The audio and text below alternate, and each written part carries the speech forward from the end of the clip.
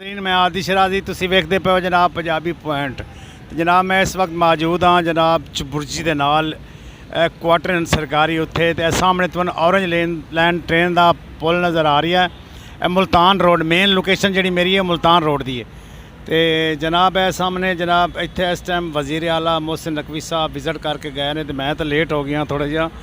तो मैं नाज़रीन नूं दस्सण लगा इत्थे की काम करन लगे ने तो की इफ्तिताह CM साहब करके गए ने।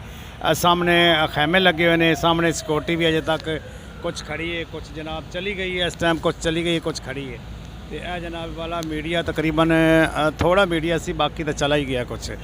तो कंस्ट्रक्शन का काम जो शुरू है धड़ाधड़ काम शुरू हो गया। इफ्तिताह CM ने करता है। इत्थे जगह काफ़ी खाली पई सी तो CM साहब ने जनाब सरकारी क्वार्टर जोड़े ना बनाने शुरू करा दिते ने, क्योंकि सरकारी मुलाजमीन जोड़े हैं वो बड़े यानी कि काफ़ी लोग तंग हो गए सन।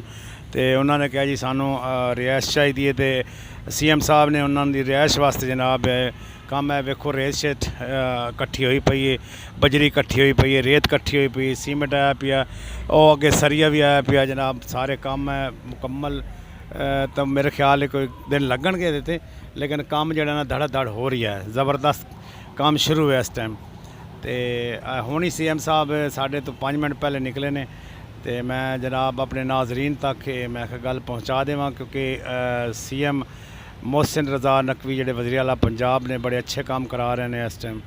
तो काफ़ी विजिट भी कर रहे हैं, मेहनत स्ट्रगल बड़ी कर रहे हैं वो। तो एफर्ट करके जनाब दिन रात हिक करके सारे पंजाब के जितने भी काम हैं सारे रुके करा रहे हैं।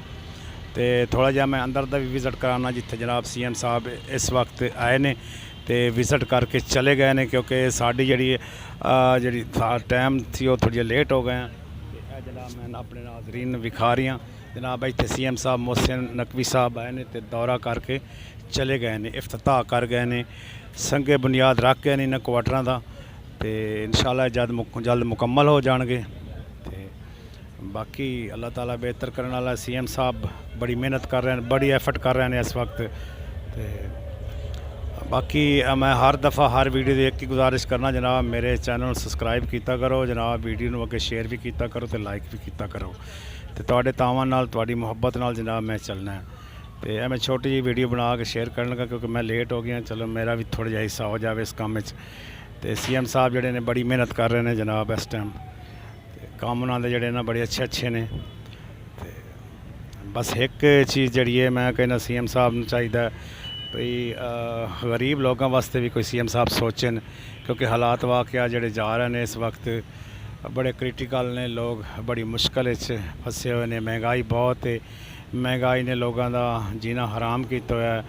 लोगों दी सैलरियां जड़ियां ने वो काफ़ी थोड़ियां ने, जिस वजह तो लोग मुश्किल का शिकार ने। बिल बड़े आ रहे हैं, गैस के बिल बड़े आ रहे हैं, बिजली के बिल।